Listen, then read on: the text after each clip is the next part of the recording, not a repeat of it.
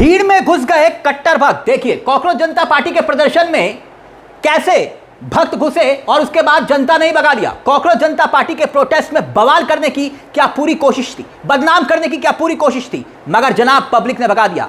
दो तस्वीरें हैं, दो तस्वीरें, यानी सरकार के खिलाफ जो भी आवाज उठाएगा उसे बदनाम करो। मोदी सरकार का समर्थन करने वाला एक ऐसा इकोसिस्टम है बीजेपी का, जो सोशल मीडिया के योद्धा है ना, जिनके पास बस एक ही टारगेट है, जो भी सवाल उठाए उसके वजूद पर सवाल उठाओ।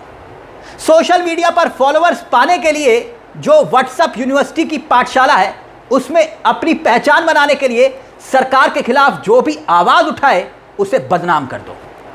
अगर कहीं प्रोटेस्ट होता है तो यहां ऐसे ही लोग पहुंच जाते हैं। देखिए ऐसे लोग, अभी सुनाऊंगा मैं आपको, जोर जोर से चिल्लाते हैं, देशद्रोही बताते हैं और उसके बाद सोशल मीडिया पर छाने की कोशिश करते हैं।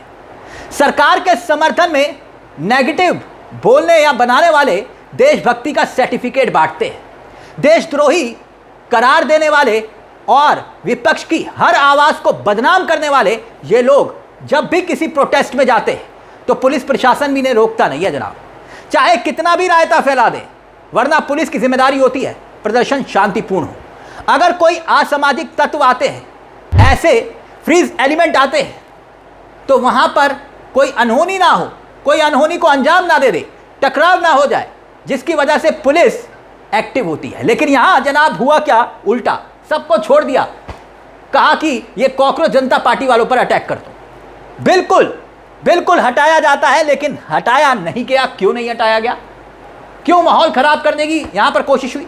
सरकार ने परमिशन दी प्रोटेस्ट की, लेकिन प्रोटेस्ट के दौरान बीजेपी समर्थक घुसते हैं, और जब बीजेपी समर्थक घुसते हैं तो देशद्रोही करार देते हैं, कहते हैं तो सब देशद्रोही हैं।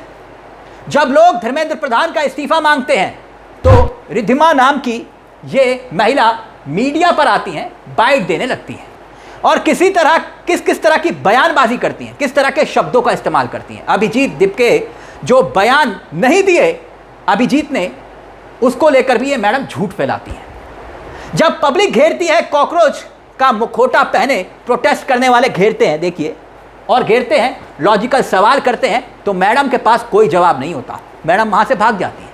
किस तरह पब्लिक ने जबरदस्त धोया रिद्धिमा को, पहले जरा ये वीडियो देखिए, वीडियो समझ जाएंगे मामला क्या है। छोटा सा वीडियो देखिए और फिर उसके बाद और भी तस्वीरें आपको दिखाएंगे। देखिए जरा। अभिजीत दिपके आपका पाला हुआ पिल्ला है और कौन अभिजीत दिपके बताओ? अभिजीत दिपके आपका पाला हुआ पिल्ला है और कौन अभिजीत दिपके बताओ? अभिजीत दिपके आपका पाला हुआ पिल्ला है और कौन अभिजीत दिपके बताओ? तो मैडम कहती है अभिजीत आम आदमी पार्टी का पाला हुआ पिल्ला है। ऐसे शब्दों का इस्तेमाल ये कर रही हैं जिसका इस्तेमाल मैं नहीं करूंगा। खैर ये बोल सकती हैं, लोकतंत्र में इन्हें भी इजाजत है। उसके बाद एक झूठ फैलाती है। झूठ यह है कि दिल्ली पुलिस से आर पार का ऐलान किया गया था। कॉकरोच जनता पार्टी वालों ने कहा था कि दिल्ली पुलिस के लिए फूल लेकर जाएंगे, क्योंकि उनके बच्चे भी ये लड़ाई लड़ रहे हैं। यह नहीं कहा गया था कि आर पार की लड़ाई, पुलिस अगर आपको रोकने की कोशिश करे तो फूल के साथ उनका स्वागत करना, यह कहा गया था। उन्हें समझाइए कि आपके बच्चे भी हक की लड़ाई लड़ रहे हैं, आपके बच्चे भी पेपर लीक से परेशान हैं, आपके बच्चे भी बहुत सारी प्रतियोगी परीक्षाएं जो है वो दे रहे हैं, चाहे अभिजीत दिपके हो या सौरभ दास हो। इन सब ने कहा था, जो कॉकरोच जनता पार्टी के समर्थक थे, सब ने कहा था, यहां तक कि सोनम वांगचुक जैसे लोगों ने यह कहा था कि दिल्ली पुलिस के साथ जो है फूल लेकर जाना, आर पार की लड़ाई की बात किसी ने नहीं कही थी।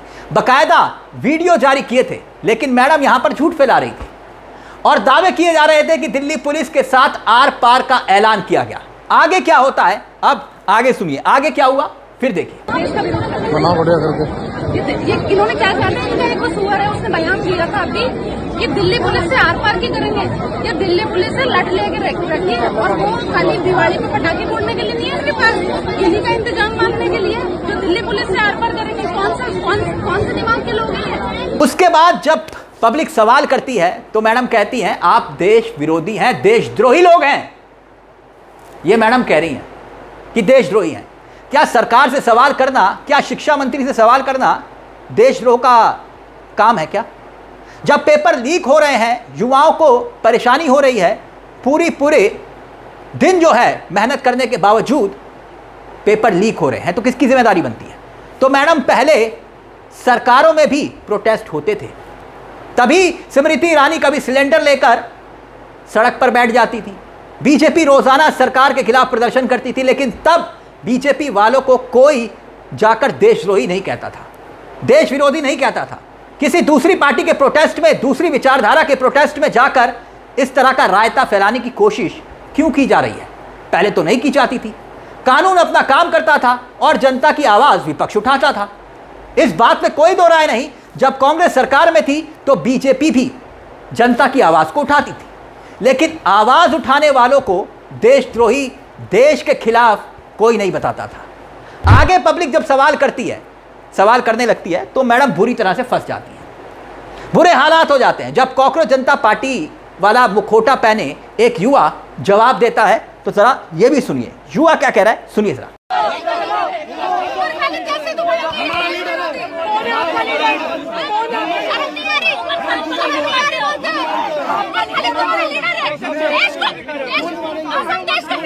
मोदी जी चोर बताते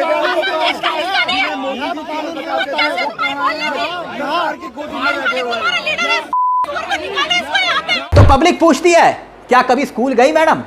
शिक्षा के लिए नहीं बोलेंगे तो फिर आखिरकार किस मुद्दे पर बोलेंगे? हिंदू मुसलमान के? क्या यह देश विरोधी काम है शिक्षा के लिए बोलना? जब इन मुद्दों पर जवाब नहीं था, पेपर लीक हो रहे हैं, पेपर मार्किंग में दिक्कत हो रही है, पेपर चेकिंग में दिक्कत हो रही है, तो मैडम के पास कोई लॉजिकल जवाब नहीं था, कोई लॉजिकल जवाब नहीं था। और उसके बाद वहां जोर जोर से वो चिल्लाने लगती हैं, सामने वालों को देश विरोधी बोलने लगती हैं, कीड़े पतंगे बोलने लगती हैं। क्या बोलती है मैडम? मैडम की भाषा सुनिएगा आप, सुनिए जरा। ये बोल रहा है कि उमर खालिद है। उमर खालिद की बात नहीं हो रही, कॉकरोच की बात हो रही है। यहाँ पर अभी कॉकरोच जनता पार्टी आई प्रदर्शन करने के लिए, ईद का मामला है। कौन बोला भाई, कौन बोला नेपाल बनाएंगे? कोई पूछे, पूछिए, कोई बोला नेपाल बनाएंगे? ये आज का जनरेशन आया हुआ है, यहाँ पर सड़कों पर देश का युवा पूछ रहा है।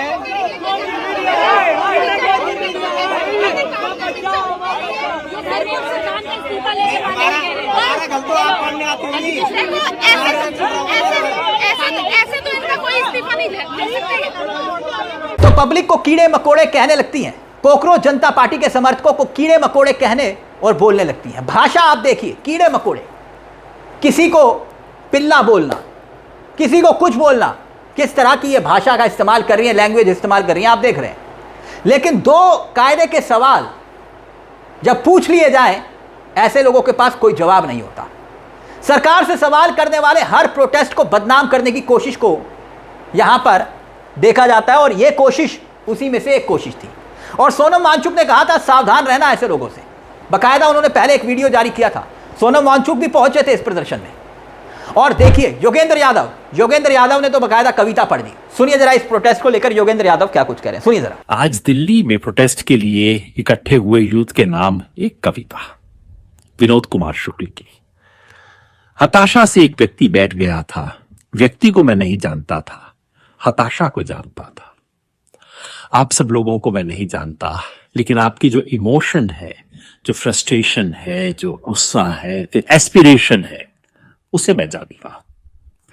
कविता कहती है, मुझे वह नहीं जानता था, मेरे हाथ बढ़ाने को जानता था। हम दोनों साथ चले, दोनों एक दूसरे को नहीं जानते थे, साथ चलने को जानते थे।